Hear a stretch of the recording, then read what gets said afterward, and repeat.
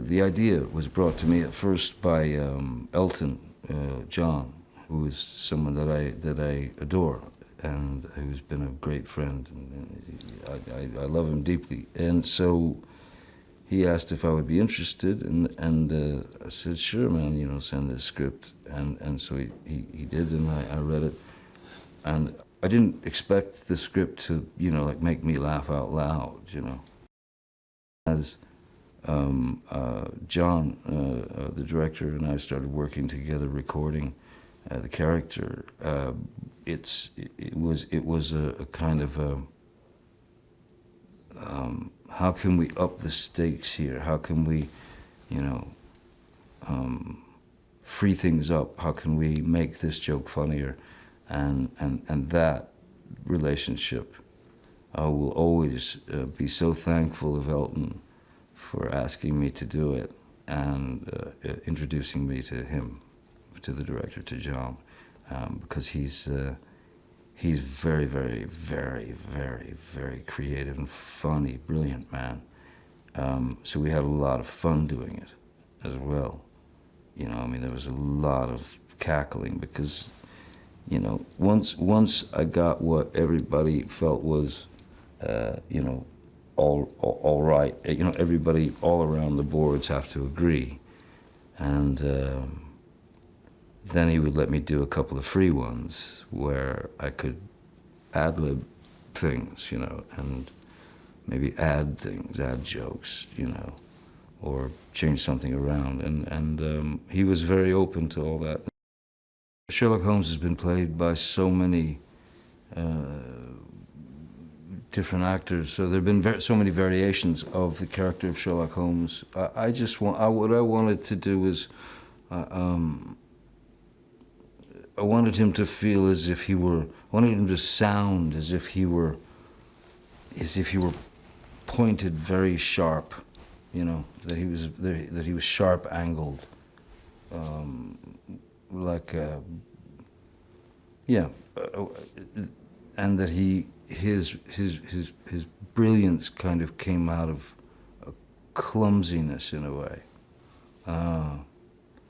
But ultimately, the main approach to Sherlock Holmes is, you know, you go, who's your favorite Sherlock Holmes? And mine, with no disrespect to anyone who's played the role, mine, you know, takes me back to my childhood every time I watch Basil Rathbone. So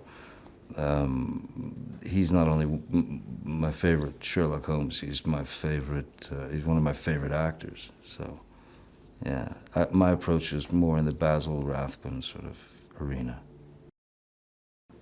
Moriarty does, yet again, and rightfully so, rear his ugly head, and essentially becomes quite the obstacle, the challenge, as always for Sherlock. But this time he's gone about things in a very, very different way, and the character itself is very interesting. It's not totally what one would expect. It's really comes out of yeah, a very interesting place. I think Elton, you know, anything that Elton puts himself into is always 1000%. He doesn't loan himself or rent himself. He gives of himself, and you know, as he and Bernie Taupin always have given of themselves, of their deepest feelings, their, you know, deepest emotions, deepest secrets that they've you know, spit out for the world to hear. A billion classic, brilliant songs. Elton John, just his involvement in anything brings another dimension, a whole other dimension to the project, you know, because he gives wholeheartedly. So I was really honored when he asked me to be involved, and certainly knew that it was going to be something. Yeah, it would be something good. I got addicted to sort of watching these animated films, you know, when my kids were little. You know, there was something about them that well, cartoons break all the laws, don't they? And that's, you know, that's the beauty of seeing those parameters broken and trying to figure out a way to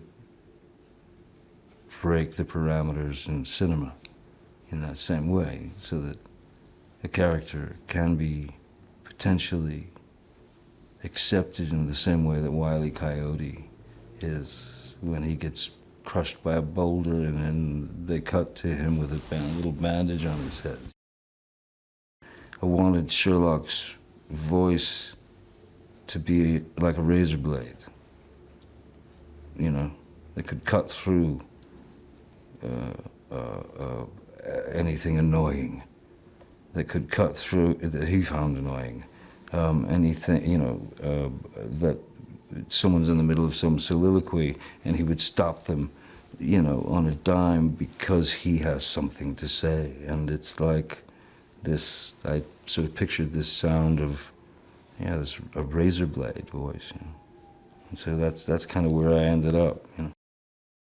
Well, first of all, I mean, I think the casting was superb. I mean, everyone brought, you know, certainly the characters from the prior film, but the new cast, everybody really brought something to the party that kind of bounced nicely off of one another, even when we didn't record them together. I think the brilliance of John's casting and the